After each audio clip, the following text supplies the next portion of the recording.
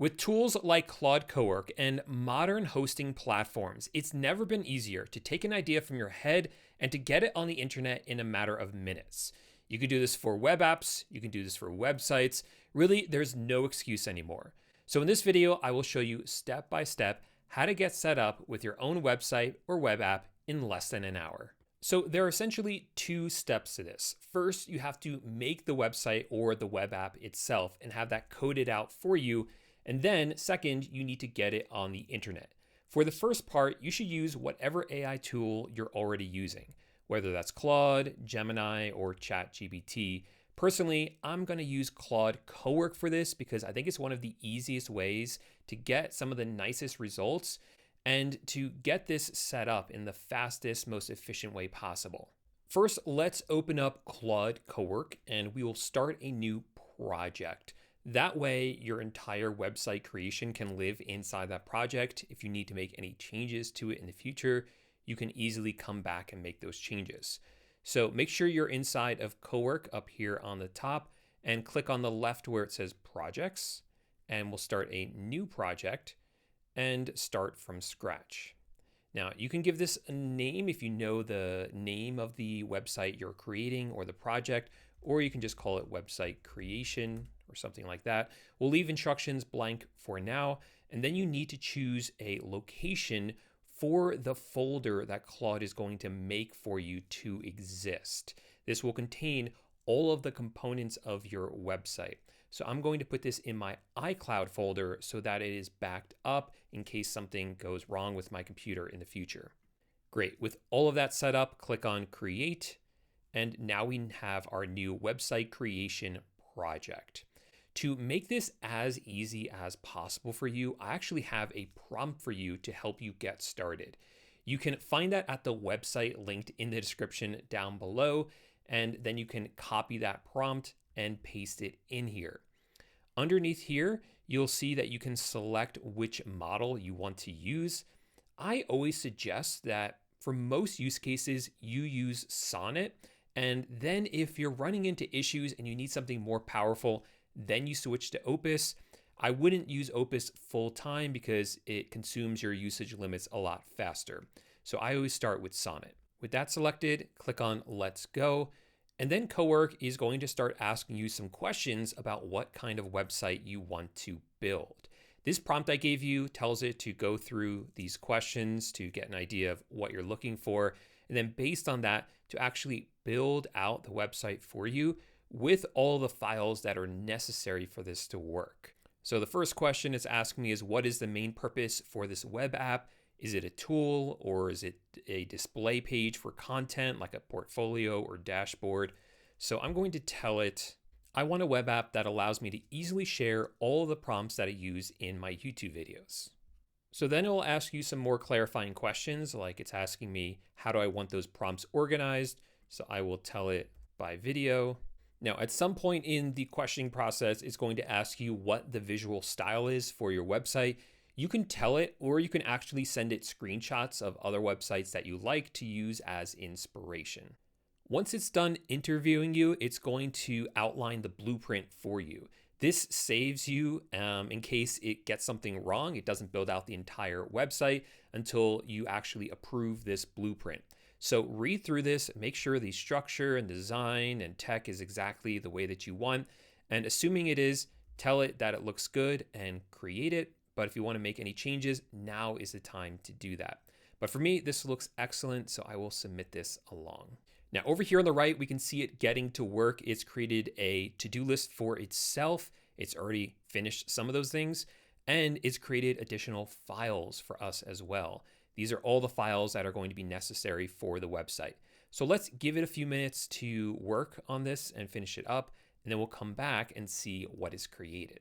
All right, once it's done, you'll notice that it creates for you 3 different files here: package, server, and index.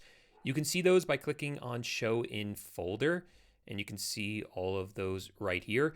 These are what we're going to upload online to actually publish our website. Now, this may sound a little bit difficult and abstract to you, and I promise you it is not difficult at all. So let's jump over to my browser now, and this is where you want to come to, github.com. Now, GitHub will allow you to take all those files and put them online. If you already have an account, use the one you already have. If not, click on the top right here where it says sign up and sign up for an account. It's completely free. I'm not going to walk you through that. It's very straightforward. Once you have a GitHub account, you'll be on the dashboard, and on the top left, you want to create a repository. Click on new here, and you want to give this a name. So this can be the name of your website that you've created. So I'm going to call this one prompt library. And then we'll also give it a description as well, prompt library. Then down here at the bottom, you can choose between a public one or a private one. This really depends on what you've created. If this is going to be a public facing website without any sort of APIs in there for things like AI, you can leave it on public. That's what I'm going to do. But there are situations where you would want it on private. I'm going to select public. I don't need to change anything else down here. And then I'll click on create repository. Now, once you're on this page, don't worry about all of this and what this means. All you have to do is click right here where it says upload an existing file. So here we need to upload the files that were just created for us by Claude. Now, there's sort of this weird little gotcha here where if you click on choose your files, it won't actually let you upload the folder, which is what you're supposed to do. So instead, you can just drag and drop. So here I have my Finder open. Here are the 3 files that it created for us, the package, public, and server. I can select all 3 and then drag all 3 of those in there. I can see they're here now, and then click on commit changes. So now our files are being stored by GitHub, but it can't actually run the app and it can't publish it to the web.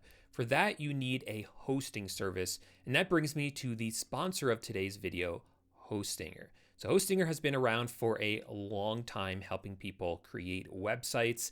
And with this new boom in AI, they've been doing really a lot and staying at the forefront of what people are creating with AI and making it easy as possible for people to take things they vibe coded like websites or web apps and to publish them to the web. So I have a link for you in the description down below that will land you on this page where you can sign up for the right plan with Hostinger to be able to deploy your web app. You can click right here where it says view plans, and there are 2 options here. Now, I would actually go with the cheaper one, business. That is exactly what you need. So click under business where it says choose plan. Here is your cart. So if you select the period, you can choose between 1 month and 48 months.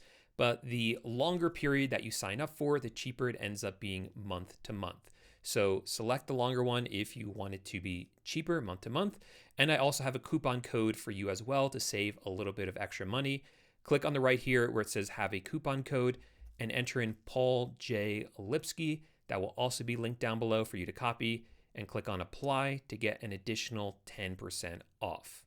Then at this stage, you can also pick a free domain name for your website. So I'm going to search around in here and see if I can find something good. I'm sure that prompt library is taken. Yeah, it is. So let's try Paul's. All right, I think I found one that I like. It's pauldoesai.com. It's available. So I'm going to select that one. You can see it is free for the first year. It includes domain privacy. And then I can click on continue.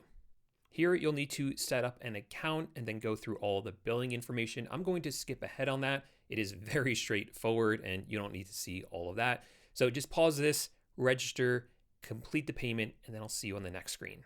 Now, during the setup process, you may see some stuff like this. Just go ahead and skip all of this.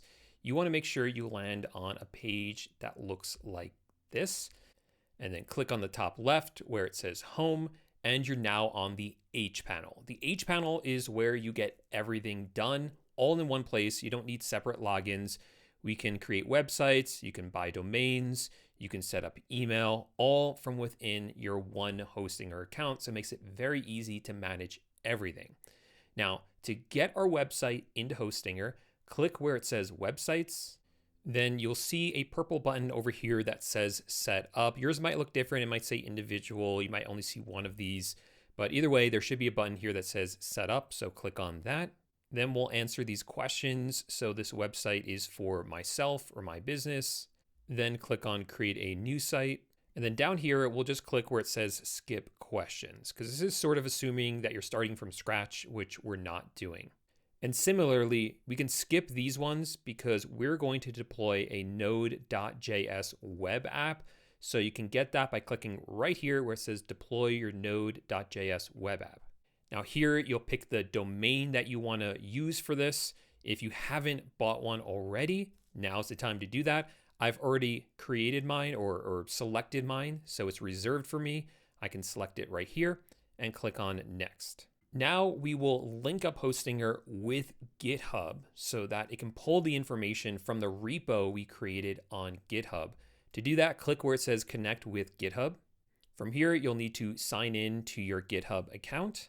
Then you need to choose the repository that you just set up. So I have more than one, so I'm going to select certain repositories, and I'll select the prompt library one that I just made, and then click on install and authorize.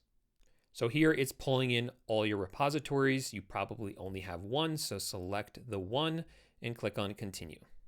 And what's great is that Hostinger is taking care of all the rest. All the settings that you see here have been optimized by Hostinger, so it's all set up exactly the way that you want. You don't have to make any changes here if you don't want to, and then click on deploy. And now it says it is done, so we can click go to dashboard, and then we can open up a new tab, type in our URL, and see what our website looks like. And here we go. This is what mine looks like. It looks okay. It's a good first attempt. Certainly it's hosted well. The domain works and it loads really fast. I think UI wise, this can use some changes. So let's go back to Claude and make those changes.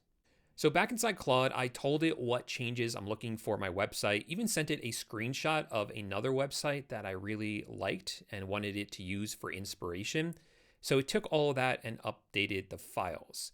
Now, updating this inside of GitHub is very easy. You want to come to this page. So let me go back to the home page so you know how to navigate this. Once you're on your dashboard, click on your repository on the left. This is the one we're working inside of called prompt library. And then here you want to click on add file and upload files and just drag in all the same files. They should already be updated in your computer. So opening up my Finder, here they are again. And I'm just going to drag all three of them back in here. GitHub is smart enough to know that this is an update. Click on commit changes, and that is done. You don't have to do anything in Hostinger. It's automatically going to pull from GitHub. You just have to wait a few minutes for it to update. It's not going to be instantaneous. And then you can see what your new website looks like. And here we go. I think this looks much better. So this now shows the actual video that the prompt came from, the title of it. Then here are all the prompts. It's super responsive. This one is the current video you're watching right now, so I don't have the video for it yet, obviously. I really like the way this one came out. And so if you're struggling to sort of get the design exactly the way that you want, use screenshots from other websites that inspire you because it works really well. So I think this is perfect. I'll have a link for this down below so you can check it out.